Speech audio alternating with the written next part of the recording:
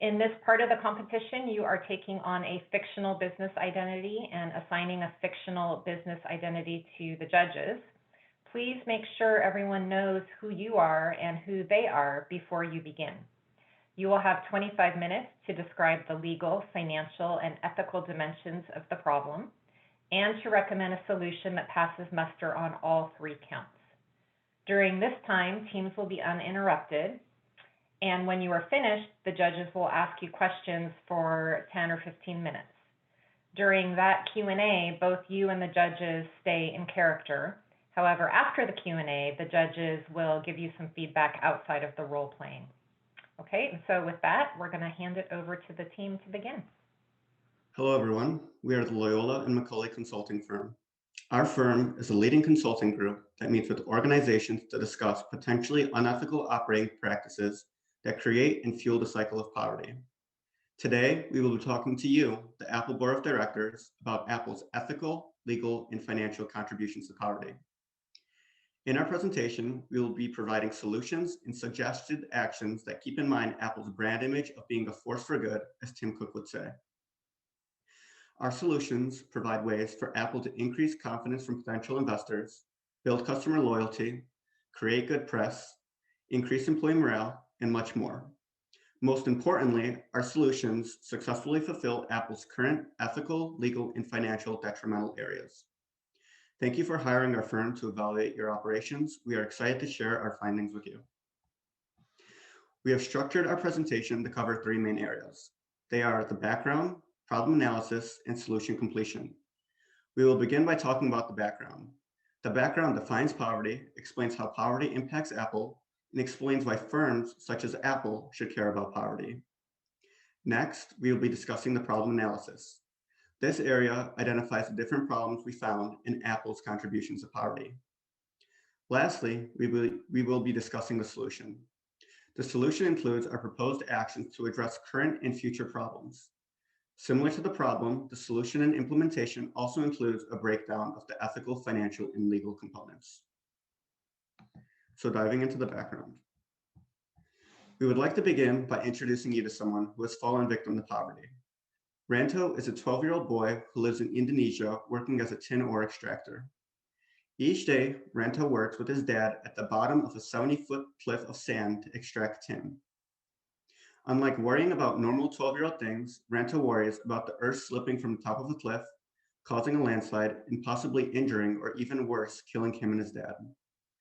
No 12-year-old or anyone should have to worry about this on a day-to-day basis. However, Ranto is not alone, and there are many other children who are exploited to extract materials. Ranto's story is just one example of poverty. So what exactly is poverty? The textbook definition of poverty is a state of not having enough material possessions or income to fulfill a person's most basic needs. However, this definition does not accurately portray poverty because in reality, it is so much more. Poverty is the transmission of dysentery, hepatitis A, typhoid, and polio due to inadequate access to clean water and nutritious food. Poverty is having no choice but for you and your family to work in a dangerous cobalt mine to the little or no access to livelihood or jobs. Poverty is being forced to give up on your education in order to support your family. These are just a few examples of poverty, and individuals from around the world are all impacted differently. Poverty is a worldwide problem that the United Nations and many other countries have recognized.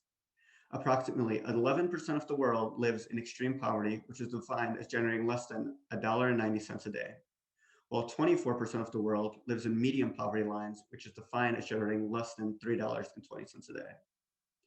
More than 700 million people, or 10% of the world, still live in extreme poverty, which means they are struggling to fulfill their most basic needs, such as health, education, and access to clean water. As you can tell by these statistics, poverty is a real problem that impacts millions of people each day. UN Sustainable Goal number 1 is the first and most important sustainable goal, which aims to eradicate poverty completely. There is a strong relationship between large technological firms such as Apple and the world's poorest countries. In 2020, developing countries received 27% more for foreign business investment than they did developmental aid. The world's poorest countries received more aid from private businesses than they did from foreign governments. access to trade undoubtedly helps these developing countries. Overall, Apple has taken a strong stance to combat poverty. However, some of their actions and operating policies are still creating poverty.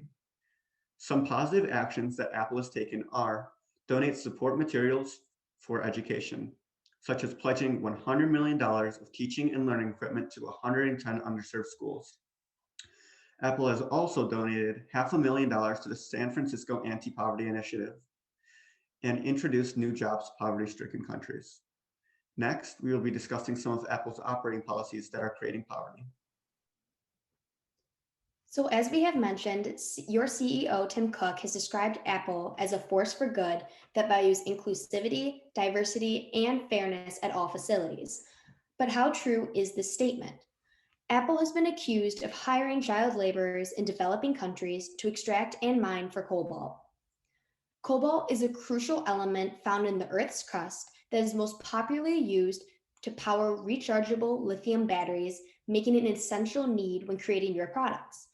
Since 2014, the demand for cobalt has tripled, and it is expected to grow fourfold by 2030.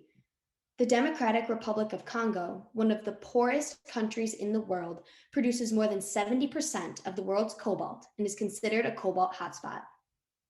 So in this aerial comparison, this is in Congo from 2016 to 2019. As you can see, in 2016, the houses and villages occupied most of the country. Due to the unbelievable demand for cobalt, these homes have been destroyed and evicted to focus on one thing: the extraction for cobalt. Not only has this issue affected human rights, but it is also called environmental destruction. There are about 40,000 child laborers that are used as cobalt miners, extracting and digging the minerals with their hands for Apple. Other children are forced into holes to mine underground to examine and look at the rock. Without the tools or the proper protection, the children are susceptible to illness and other sicknesses, and these tasks can be fatal.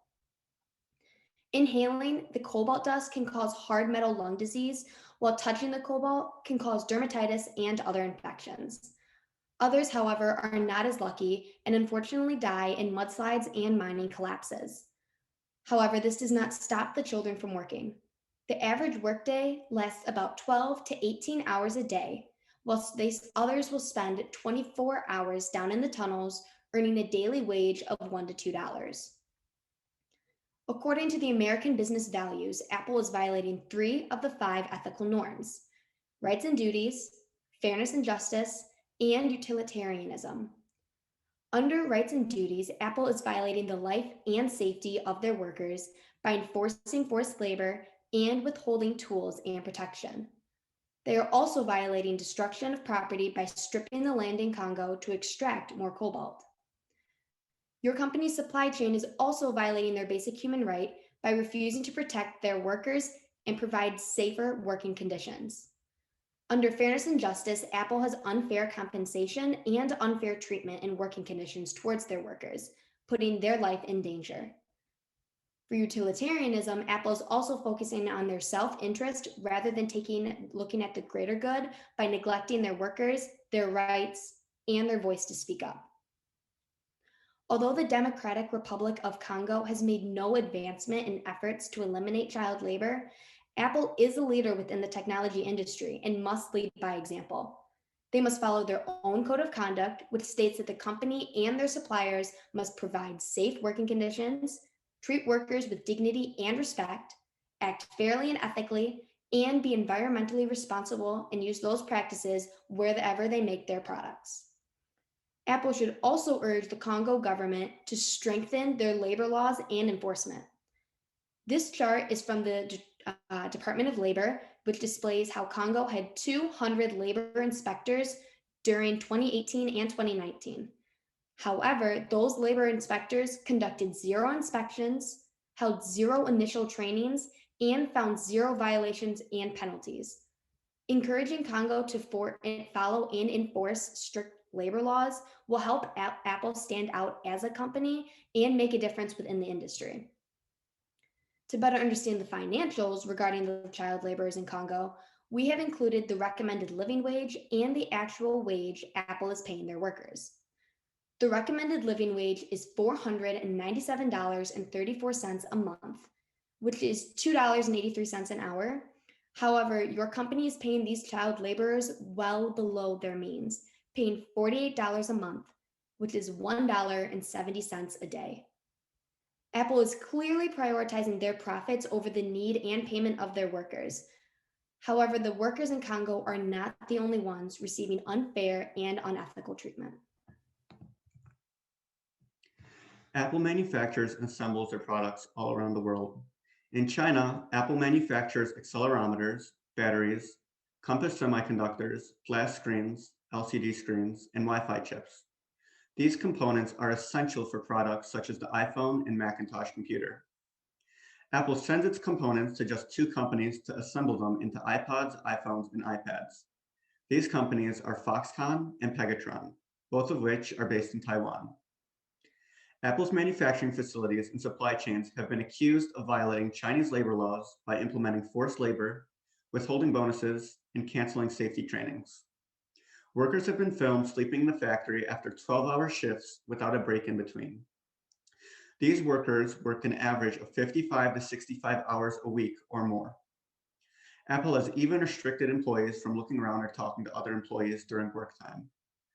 Workers have complained about toxic chemical exposure, verbal abuse, and forced labor. Not only did these conditions cause employees to feel immense pressure from the company, but it also caused them physical harm and severe mental health issues, including suicide. These accusations violate many ethical, legal, and financial aspects. Apple has violated 3 of the 5 norms for ethical decision-making at their facilities in China. Apple has violated the fairness or justice policy by not treating their employees fairly. They have done this by providing extremely low wages to their employees, not allowing sick time, and demanding too much. Apple has violated the utilitarianism principle by acting out of self-interest that was not promoting the greatest good for human welfare. They have done this by prioritizing profits over people. In an effort to decrease cost of goods sold, Apple pays their domestic employees with very minimal wages. By maintaining a lower cost of goods sold, Apple can ultimately increase their gross margin, resulting in higher profits. Lastly, Apple has violated the common good principle by not adequately serving their domestic employees in their communities. They have done this by prioritizing their own interests over their employees and communities, which they rely on to assemble and manufacture their products. Legally, Apple has violated multiple labor laws designed to protect employees. Apple's assembling and manufacturing facilities are filled with temporary employees, also known as dispatch laborers. This violates Chinese labor laws requiring that no more than 10% of the factory workers be temporary. Much like in the United States, temporary employees in China receive lower pay, fewer benefits, and have become increasingly common. The law limiting the use of dispatch labor came into effect in 2014.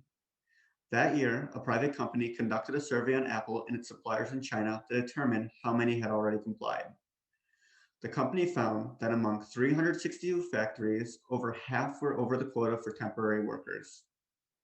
According to The Verge, at Quanta Factory manufacturing facility, Apple hired 5,000 temporary workers to bring its total workforce to 18,000.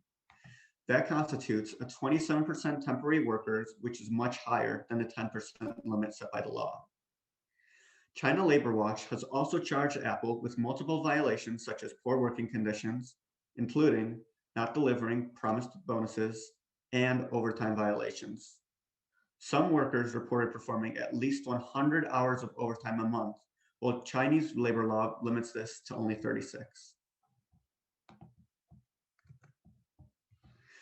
Financially, Apple's factories are turning into a large liability. Each year, Apple faces ongoing legal battles about labor law regulations, but that is not the only financial component. Apple's relationship with China has not been an easy one. The trade war between the United States and China means that its operation margins, or even worse, operations plans, could be damaged at any moment. The Chinese government can announce changes that hurt Apple's sales in the country or even impair its manufacturing operations. Even if neither of these occur, Apple is risking taking a large PR hit from operating in a country with a record of poor human rights that is only going to get worse. Next, we will be discussing our proposed solutions and their ethical, legal, financial components. Moving on to our solution, we are proposing that Apple incorporates ethical leadership within their company. Firms that are utilizing ethical leadership are consciously aware of their actions on their employees, the communities that they are operating in, as well as the environment. Likewise, firms utilizing ethical leadership are more inclined to act responsibly and be aware of their societal impact. With the implementation of ethical leadership, as well as the desire to promote the common good, there can be an end to poverty in all of its forms everywhere. For our implementation, we propose that Apple implements continued learning classes for all corporate employees about ethical leadership and corporate responsibility, workshops on diversity and inclusivity training, as well as safety training for all manufacturing employees on the global stage. We are also calling on Apple to provide a living wage to all of their employees, as well as employee benefits. Lastly, we are calling on a sustainable supply chain that does not entail child labor at any levels, as well as focusing on environmental efforts.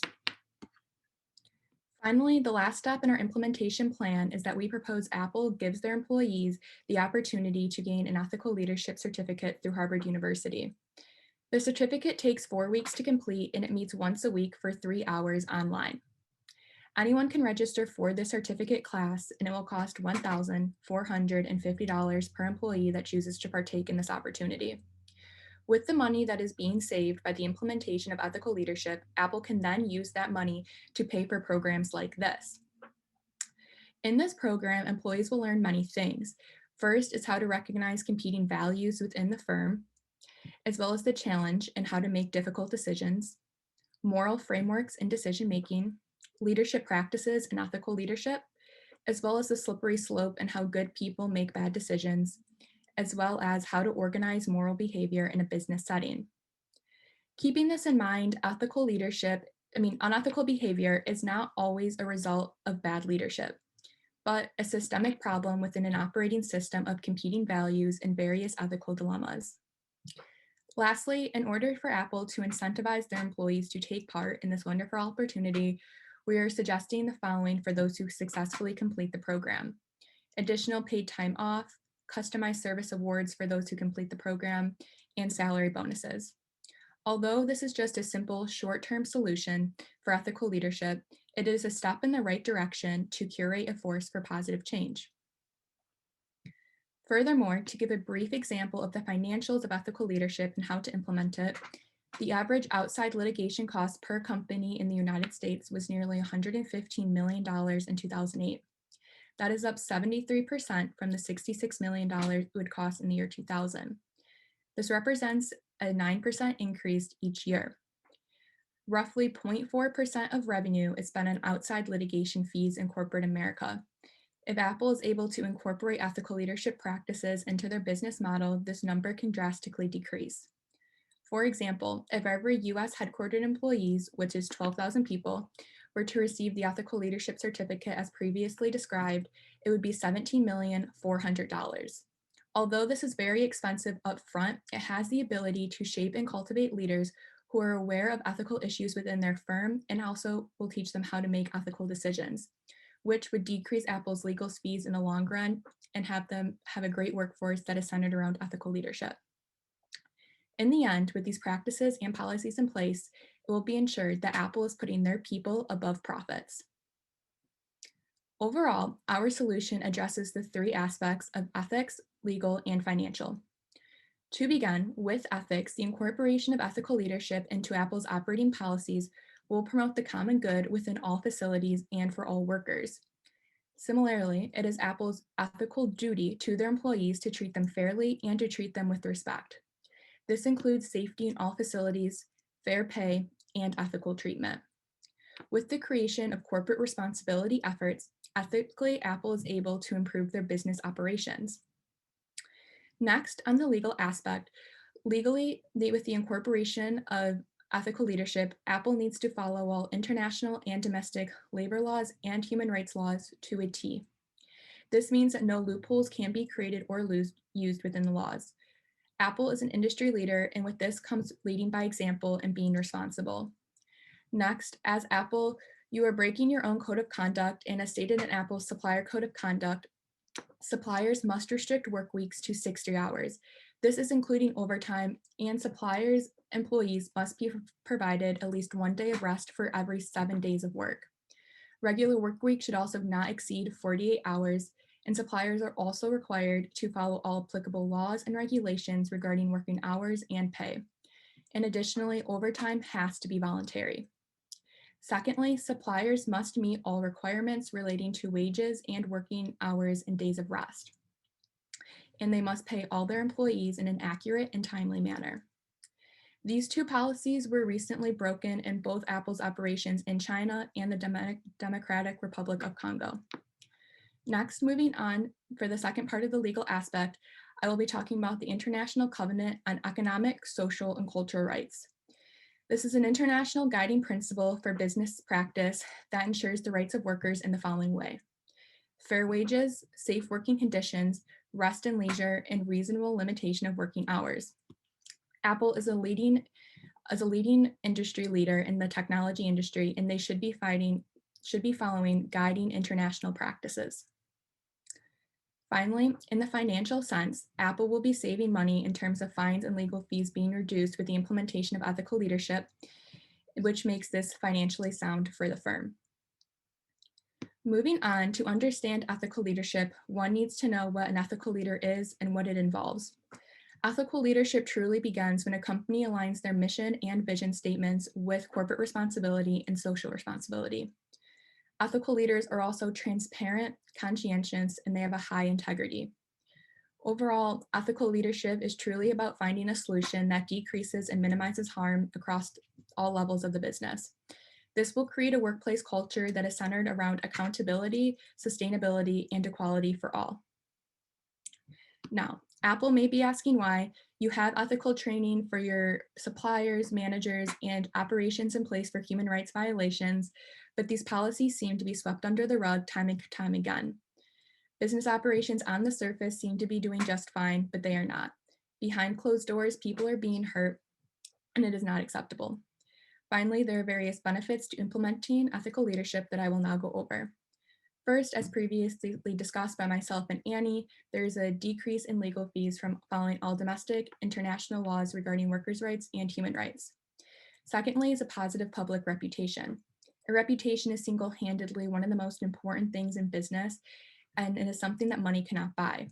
Ethical leadership will ensure that a business is perceived well on the global stage and that consumers are buying into the brand and buying into Apple's why.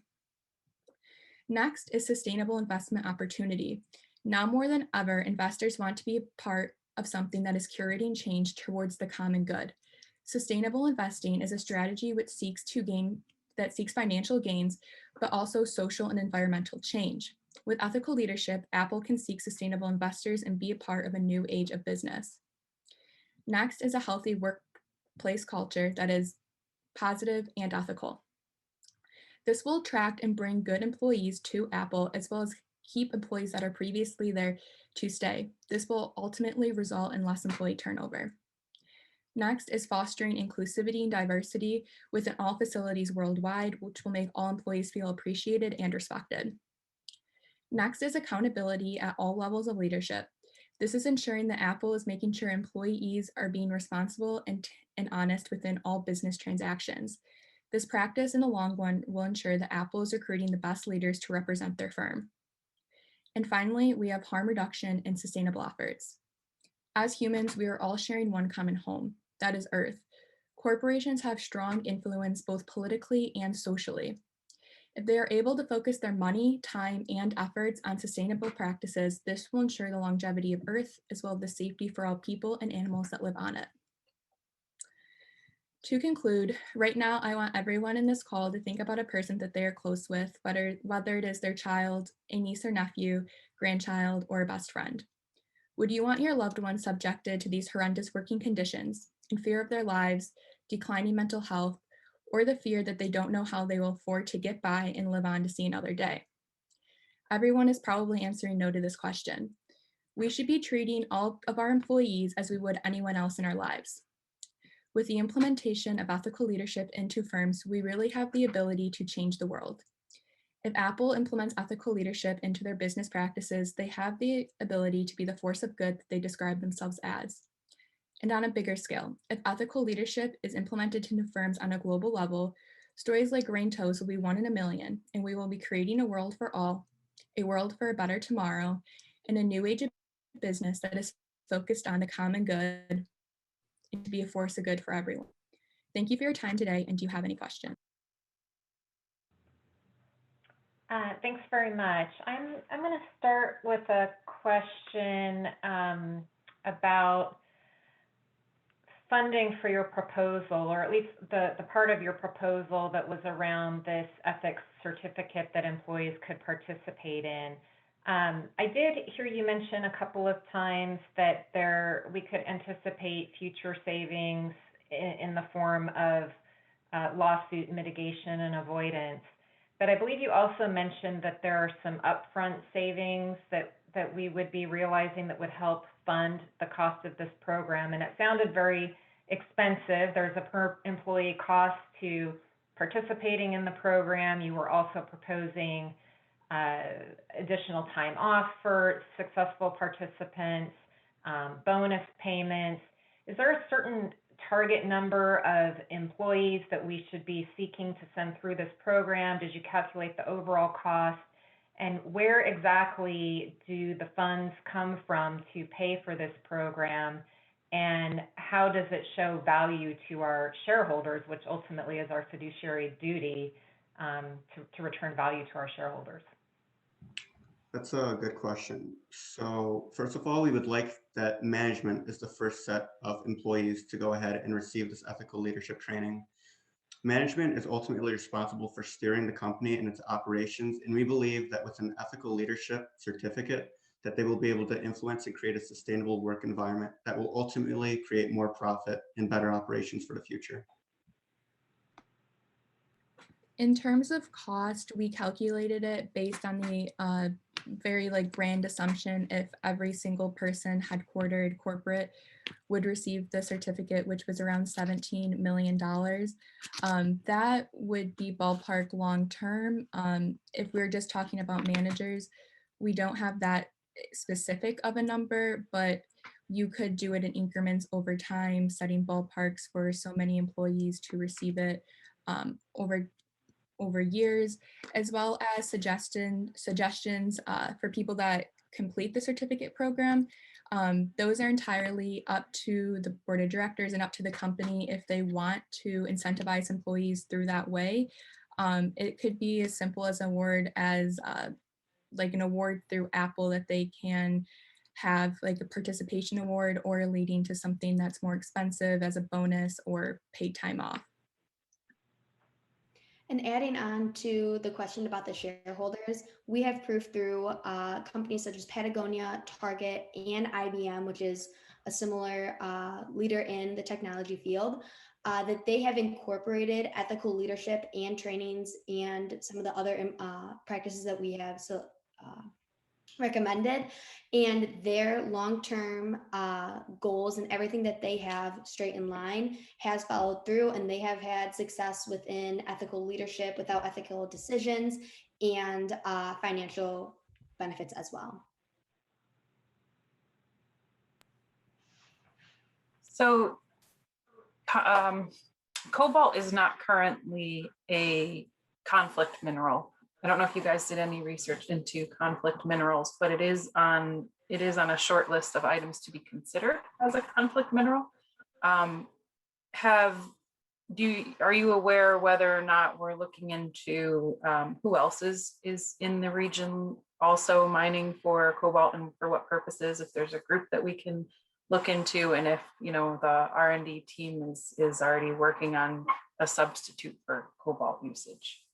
Absolutely. So as you would be aware, we have had, or your company has had, several lawsuits regarding the workers in Congo and Indonesia and different countries who have died from the mudslides and the sandslides through the cobalt mining and the unethical treatment. And to avoid another lawsuit and the expense for a lawsuit, Nickel has been another popular element. And with the increase of electric vehicles, Tesla has also looked into using nickel because using cobalt with electric vehicles will make it skyrocket and will create a bigger problem for those workers and all of those who are in those impoverished countries. So nickel has been a possible solution to use and a different element to use. For cobalt, other countries or companies who have been using it is Tesla, Google, and a few others as well, which has created more problems for them as in the future too. That's right. Cobalt and nickel right next to each other on the periodic scale. Always remember that from chemistry. But I want to go back to the initial slides when we were talking about mining for cobalt. And I'm curious the role, the interplay between Apple and the government of these countries, to systematically remove individuals and housing tracts to that level and that extent. It seems that, I'm not sure the level and extent to which you did any legal research to see how that was done, if it was just forced removal, if Apple is compensating the governments to proactively make those decisions. I'd be curious to hear you speak a little bit more about that. Absolutely. So because Congo contains 70% of the world's cobalt, obviously this partnership between Apple and Congo is crucial for their government and for their economy. The issue with Congo is that they have their laws that do not protect their earth and their workers, which makes it easy for the company to go in and extract the cobalt and use those miners and use those long hours and those low compensation.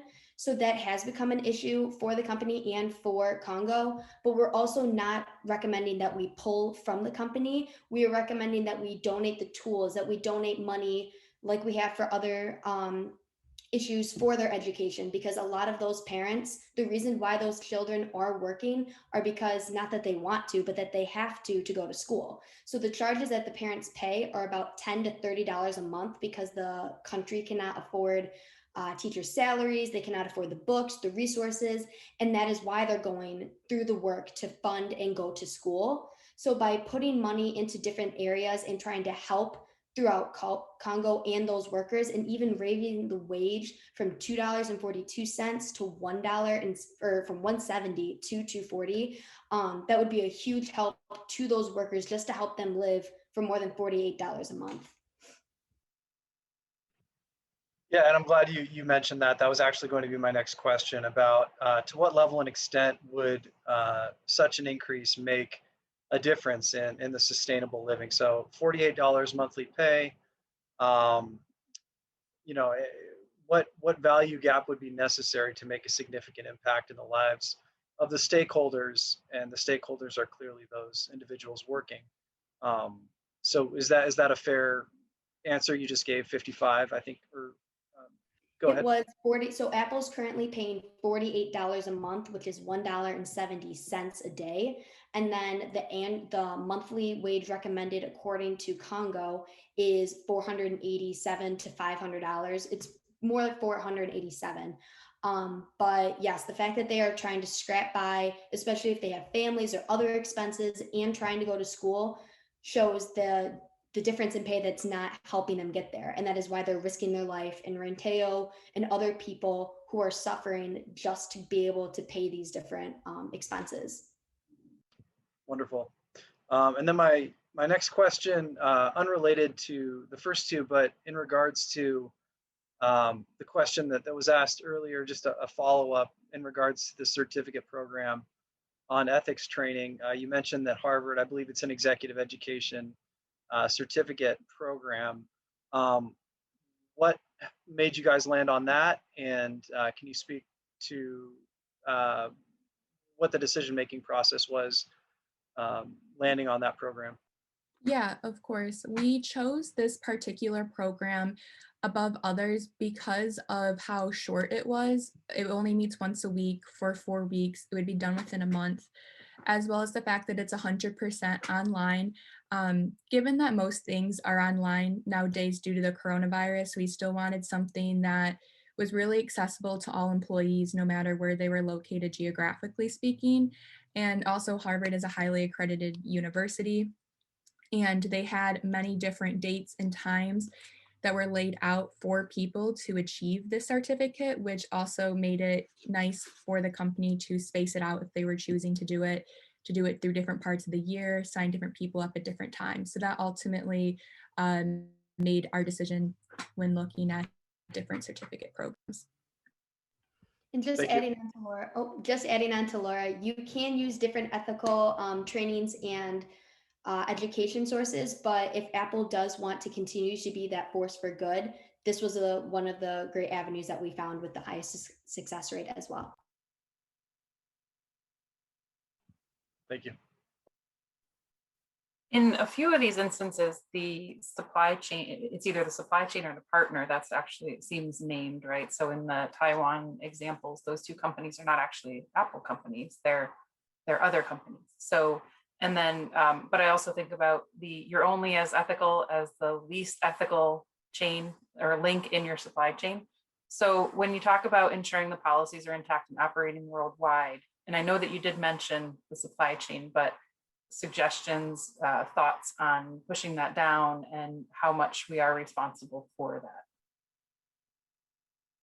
Yeah, so for keep making sure that manufacturing partners are are going along with these policies and actually implementing the laws, there are companies like Patagonia is one of them. Apple could implement a similar program where they have employees whose sole job is to really go out to where their goods are being manufactured and to ensure the safety and well-being of those employees. So they're sending one of their own people out firsthand to really understand what their company is looking for, what their expectations are, and then reporting directly back to the firm. If Apple was able to have people go out to their different manufacturing facilities in China, that could be one solution as to ensure that those policies are being enforced. And adding on to that, other companies, like Laura has mentioned, have done that. And especially in Congo, just because that is the area that I did mention, as you can see, they had 200 inspectors from 2018 to 2019. They had no growth. They had no inspectors leave as well. And then they had no inspectors have any inspections, make any violations or check-ins. So if we're relying on the Congo to be our eyes and ears for what's going on, we obviously cannot trust that because they are not enforcing any strict labor laws or making any progress towards growing into more protecting of their workers or their land. So as Laura said, it would be a great suggestion for your company to have people either through in the company or to create more jobs. You can have a new position for that where they do visit those factories and do check in and make sure that they are following those procedures. Yeah. And then one thing I wanted to add from what Laura and Annie said is that by Apple claiming responsibility for their supply chain, they will also be reaching out and appealing to a growing market segment called the conscious consumers. And by appealing to that market segment, they would potentially be increasing their revenue by appealing to these new consumers.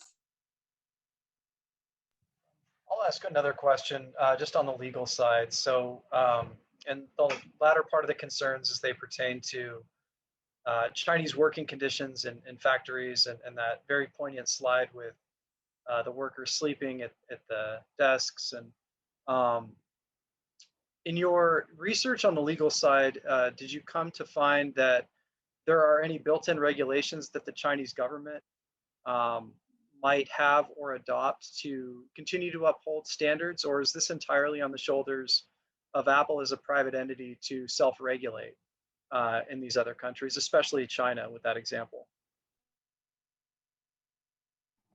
There are regulations, but they're not nearly as developed as other countries such as the United States. So we're, in a sense, asking Apple to follow their code of ethics that they're implementing in the United States domestically in their factories and facilities as well. Okay. I think we've peppered you with a lot of questions here. So maybe now we can break character and move into the feedback portion. have you all take a deep breath and relax because you're done with your presentation now, so congratulations getting through it. I'll lead off and then invite the other panelists to provide their feedback as well.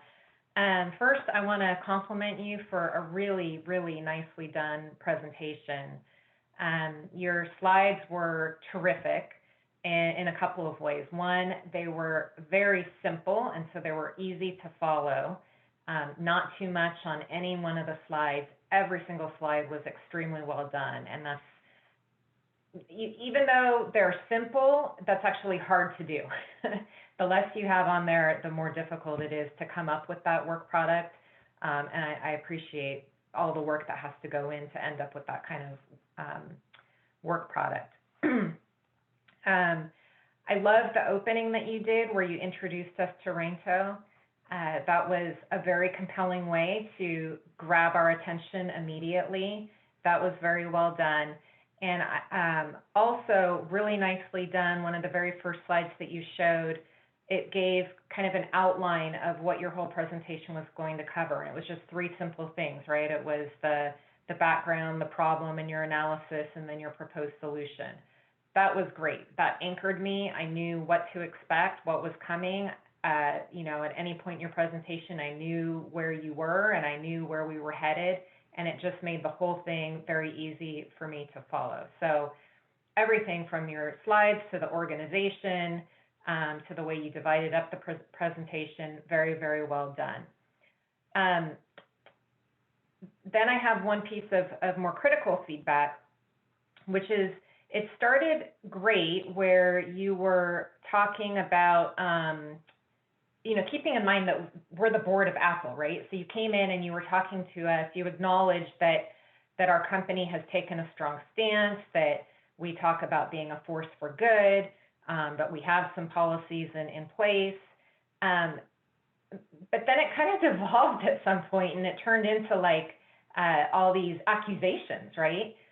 So if you just remember, keep in mind who your audience is. You know, we're the board of Apple. We apparently have engaged you to undertake this analysis for us and make some recommendations. So it's probably not the right tack to come in and accuse us of all this wrongdoing. Like there's another way that you could present that. You might be able to say, you know, look, we found these things and we want to help position your company to avoid the appearance of, or to avoid accusations of, or to avoid, you know, putting the reputation at risk, that kind of thing, rather than directly accusing, which is probably not something that in real life you would walk into Apple's boardroom and do. And if you did, I don't think they'd be listening to you anymore, right? So you just have to think about, you can deliver the same information, but you've got to reframe it in a way where you're going to be compelling and actually drive the change that you're trying to make. Just, you know, remember who hired you to do this. They say that the goal when you present to Bill Gates is to engage him in an argument. And if he's not interested, he'll disengage and just kind of next. And to Tiffany's last point, I think you know your audience and you're relatable to your audience above everything else, because you've got to have your message audible. I was really blown away by the way that this presentation was communicated, easy to follow from start to finish, and given the complexities that you covered, everything from the cobalt mining in the Congo to working conditions in China and abroad, there's a lot there, and I still feel like I got a really good grasp of it. And so well done on that side. The reason I kept kind of driving on the legal front is that with this level of complexity, when you have a multinational company that is a publicly traded company with shareholders internationally, but still operated as a for-profit business, you kind of have to look at it, the many layers of what's going on. So there's some level of responsibility also in the countries themselves and their governments. Now, looking at the interplay between Apple and those those governments, I think, is a very crucial piece to unlocking why certain things are the way they are. The removal of the housing, the working conditions, but ultimately, the driving premise that I heard and understood was the fact that whether it's the utilitarianism, whether it's the rights and duties, whichever ethical stance that you focused on, there were several issues that needed improvement. Going back to Tiffany's point to close, I think that if you can just try to reframe that narrative in such a way where the message is still there, but it's a little more audible to the given audience, and that's going to allow you to go a lot further. Yeah, I completely agree. When I read your overview, I was kind of going, oh boy, this is going to be interesting when we sit down and listen to it. I wasn't sure where you were going to go, how you were going to solve this problem, because ending poverty in all forms, but through Apple, it was so. As a board member, you would sit there and immediately the whole conversation would stop, because it would start, if they read this walking into the boardroom, they would go, unethical policies, unethical leadership, exploitation. What are we doing about it? Do we have any investigations that we're already working on? Do we have any allegations we're looking into? We're in violation of local laws. Have we made disclosures? What are we doing? And it would just be a whole legal conversation. Full stop. There would be none of your stuff would you get to. That being said, I do think you had, once we got to the presentation and you guys started out that way, I was like, oh, okay, this is a totally different conversation. And then, as Tiffany said, it did kind of devolve a little bit back into the advocacy piece. But I think that's a simple fix. Just, noting like your audience, again, as Tiffany said, your audience. The simple slides, I really, really appreciated. I mean, you see some punchy slides, which are kind of fun depending on the content, but because of the content you guys were discussing with the seriousness of it, I really did appreciate the simplicity of it. We were able to really listen to what you were saying. It was not distracting. So I thought that was really, really done well.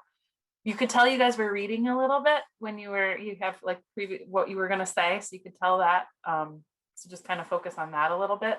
I would say bring Ranto back if you can and tell us how doing some of these things would, at the end, how it would benefit him as an example. I think you answered the questions at the right level, which is difficult to do because we're throwing these questions at you that are not very easy, right? But you answered them well and I think fully, and you did it at the right level. You didn't get flustered by it. So I think really, really well done. Oh, one other thing. Right now, Taiwan is not actually part of China. There's that debate. So you might want to just note that in your conversation tomorrow. Don't make it sound as though Taiwan is China. It's not, at least not yet. So there is that complexity there too. Very well done. Good job. Thank you And so good luck much. tomorrow. Thank you for all your feedback.